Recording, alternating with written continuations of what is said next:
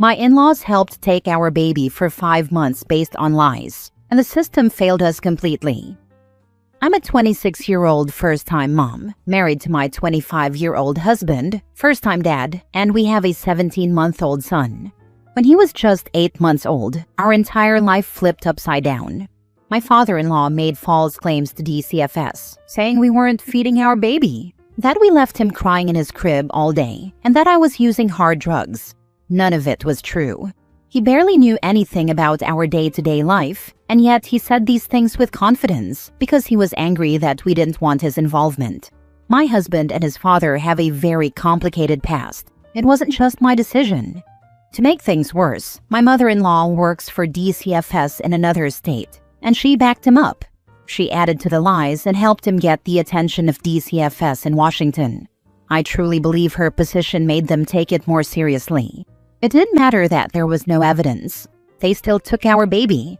He was placed directly with my father-in-law for 5 months. 5 entire months of our son's life, gone. We missed crawling, first words, his first birthday, everything. During that time, we were treated like criminals.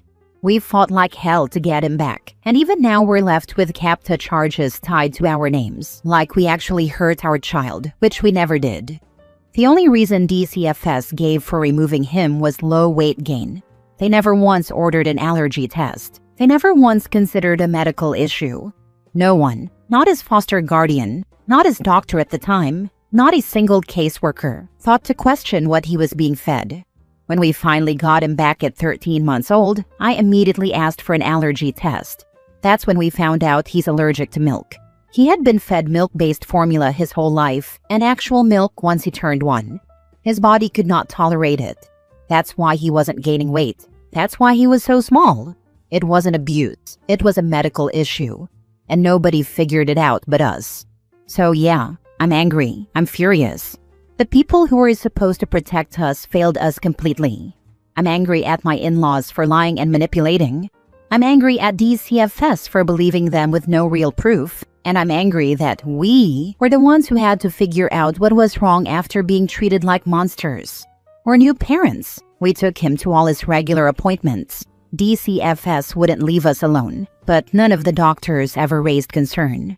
They said we were doing fine. We never even thought to question it until we got him back. Now my husband's family acts like we're being dramatic for cutting them off, like we're just holding a grudge and being emotional. But how are we supposed to move on from this? With these charges still on our names, we are literally moving across the country just to escape what happened here. And DCFS never even said sorry. The charges just stick like nothing ever changed, even after the allergy test proved everything. I don't even care if anyone says anything. I just had to say it out loud. I will never forgive them, and I will never forget. Thanks for reading if you got this far. Now for the top comments. Can you sue? I'd sue the crap out of DCFS. Then add your father-in-law in there as well. They kidnapped your baby. I wish we could, but from what I understand, it's very hard to sue DCFS. I could sue my father-in-law for making false claims to DCFS and doctors, but it'd be a long, expensive journey. At the point, we are just trying to escape and never be seen again. Is there a way to lodge a complaint against your mother-in-law for falsifying reports since she works for DCFS? I would do anything to get that "see you next Tuesday" removed from her job for that. If we had anything but pro bono lawyers, we probably would have a shot at that. She instigated this because her son married me and she didn't approve of it. They've always had a rocky relationship, and this sealed the deal. When we move away, we will be looking into our legal options more, because I do feel that we have a case of some kind on our hands, just not really sure what kind of lawyer would handle this. Nah, F them. Hold a grudge and cut them off completely. Just to add to this, make sure they stay cut off. There is no coming back from this. In a few years, they will try something to get back in contact, a sick relative, a death, or even a wedding. Anything that would involve the whole family getting together. Once you move, change your numbers and maybe get a new email. Change email and names on existing social media and keep them blocked. Make sure they are unable to contact you in any way. Remove any relatives that are 50-50 or support your in-laws. They can be cut off too. Anyone that supports this level of deceit does not deserve to be in your life. Once your child is old enough, let them know what happened and why these people can't be trusted. Make sure any nursery/daycare or school your child goes to has pictures of the grandparents just in case they show up. Set up a password for trusted people that has to be asked at every phone call. So if they track you down, they can't get an update on your child. Also, maybe look into consent about any nursery/daycare/school posting photos online, just in case. Next story. My ex is dying and she asked me to raise the child she had with another man. My ex and I were together for 4 years. We broke up a little over 2 years ago. At the time she was pregnant, but the baby wasn't mine. She had been seeing someone else behind my back, and when she told me, it shattered me. I won't lie, I was angry. I felt betrayed. I cut contact and tried to move on. The guy she left me for completely disappeared. Never stepped up. Never even put his name on the birth certificate, from what I understand. She raised the baby on her own. I didn't reach out. I assumed it was none of my business anymore. Fast forward to now. She contacted me out of nowhere. She's sick, like seriously sick, terminal. She didn't say how long she has left, but it doesn't sound like much time.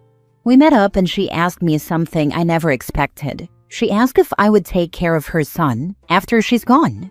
Her family is either estranged or unavailable, and she doesn't trust the foster system. She said I was the only person who ever made her feel safe, that even after everything, she trusts me more than anyone. I was speechless.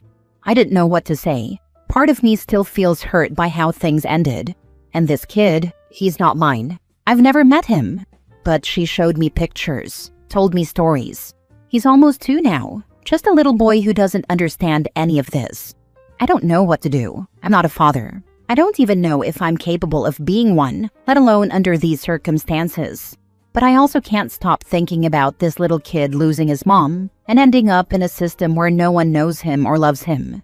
I keep picturing him being scared, wondering where she went, waiting for someone who's never coming back. And as much as I want to say it's not my responsibility, something in me can't look away. I don't think I can say no, not because I owe her, but because that kid didn't ask for any of this.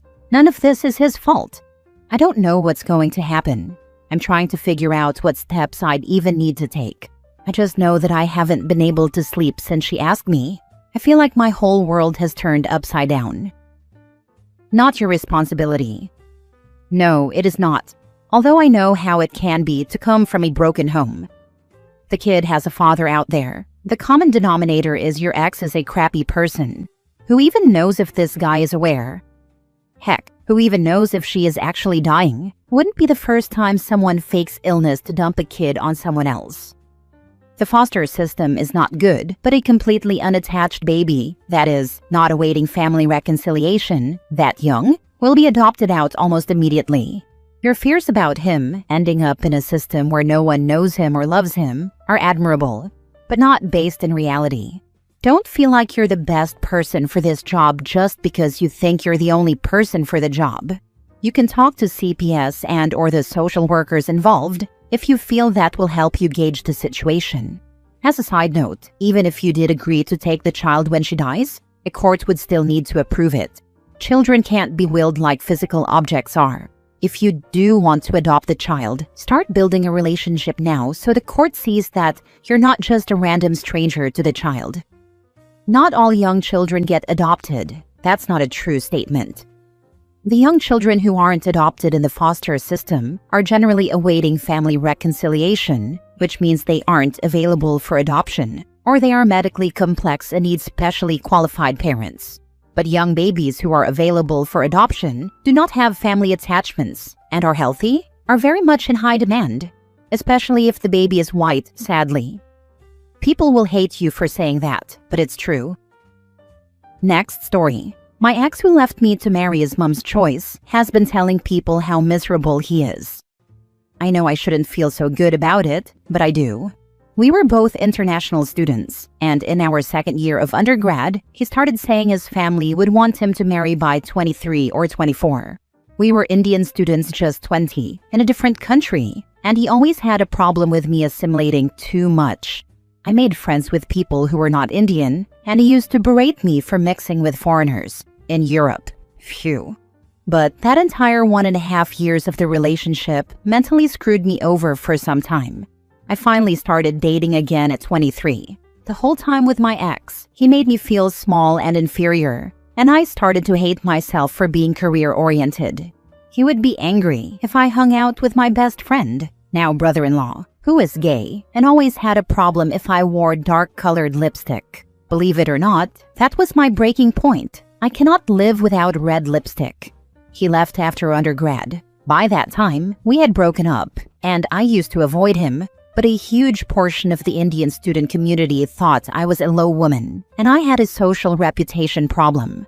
I wouldn't even get invited to Diwali celebrations during undergrad, because I had left a pious good guy to do characterless stuff. Stuff was crazy back then. I was so glad I moved to a different city for my master's, and when I moved back, most of the horrible rumors had died down. But the after effects stayed with me. He told me when leaving that he would marry a good girl, one his mother would love and choose. And he did. And the poor village girl he married not only separated him from his parents within a year, she now says they won't have kids unless one of the properties is in her name. Good for her, I guess, but better for my crappy ex and his family. My friend, who told me all this, said that he regretted leaving me the moment he came back to India, but his parents wouldn't let him leave the country after that.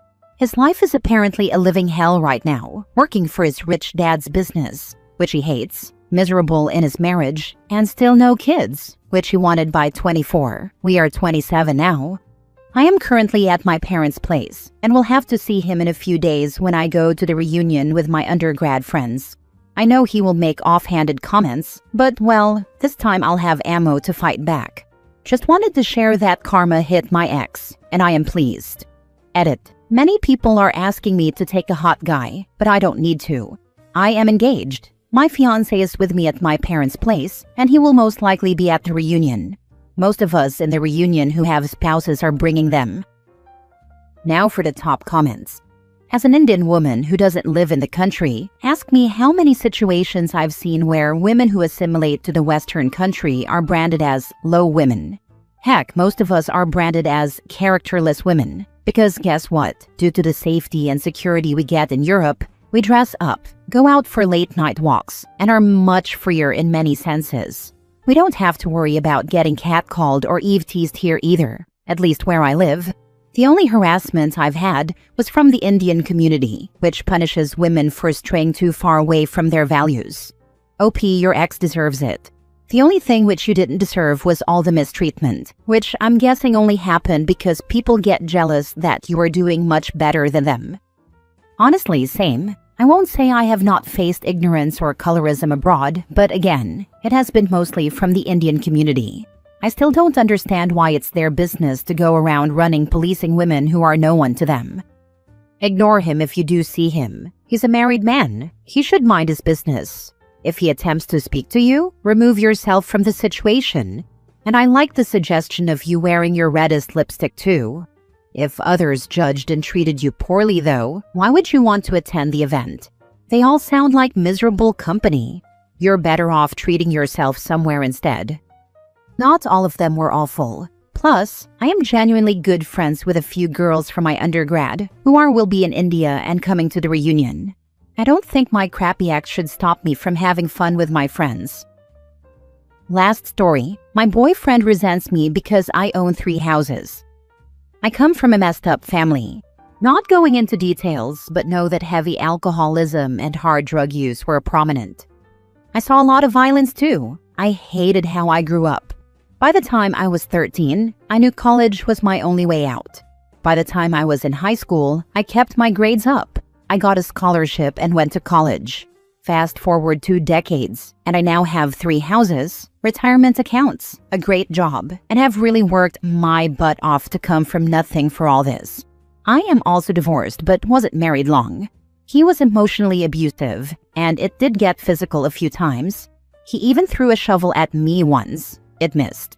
He took advantage of my financial situation too, so I divorced him. We were both military at the time, and there were reasons why we got married. We do have a child together. My boyfriend now had a vastly different life. He grew up in a house full of love. He wanted to emulate what his parents had. He was married for 15 years, and the first 10 were great. His marriage fell apart after they had their second kid, so they got divorced. Not going into detail why, it's not relevant. And he had his reasons for wanting the divorce. His dad left him a property, but his ex-wife wound up getting it. He harbors a lot of resentment towards her for that, because now he can only afford to rent a duplex, and it's a constant struggle. He went through a slew of crappy women, some worse than others, and then he met me. I'm the first he ever met who had my act together. According to him, he was the breadwinner in all of his relationships and marriage. I make nearly twice what he makes in salary alone, and it'll be more than that once I start receiving VA disability pay.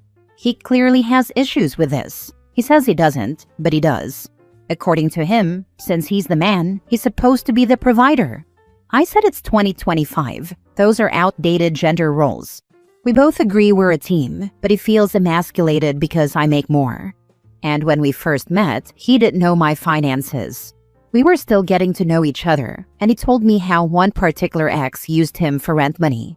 He also said, I'm the man, so I'll be in charge of the finances. I didn't say anything about it, and knew as we progressed, my situation would be revealed in due time. However, it was because of that statement, I intentionally waited a few months before I told him what my salary was. And ever since, it's just been a problem. It sucks though. I love him for him. It doesn't bother me that I make more. We have talked about moving in together. I told him that since the other 2 bedrooms in my house are white, we can paint them whatever color his kids want. He has worked hard. His life was just different than mine. He didn't go to college and instead worked and helped his ex-wife when they were married, and I think that's noble. It shows selflessness, which not many people have anymore. More and more, he makes backhanded comments to me about finances. Your friends must think I'm a loser since you guys have nice houses. $20 is like $1 to you, and things like that. It is getting tiring. I understand his frustrations with his own situation, but there's no reason to put me down for mine. I feel like he resents me because I invested in myself early on in life, and now I have assets and he doesn't. I have told him, what's the point of having all this if I have nobody to share it with? You probably already know this, but it's not going to work out with this guy. He has quite a bit of baggage, particularly with his provider slant, and that's not going to go away without putting in the work. Add to that his resentment of his ex, and he needs to work through those issues before he's ready for a relationship as equals.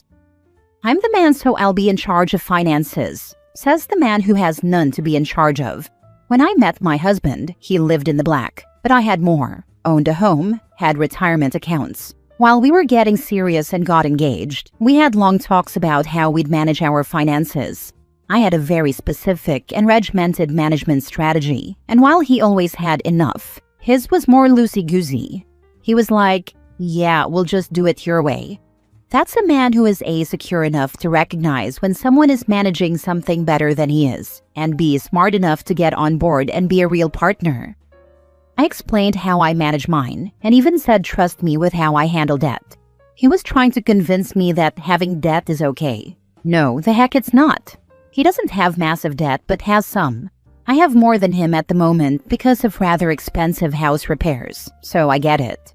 But the difference is I can pay mine off in 6 months as long as nothing else happens. He can't. I wish his thought process was like your man's.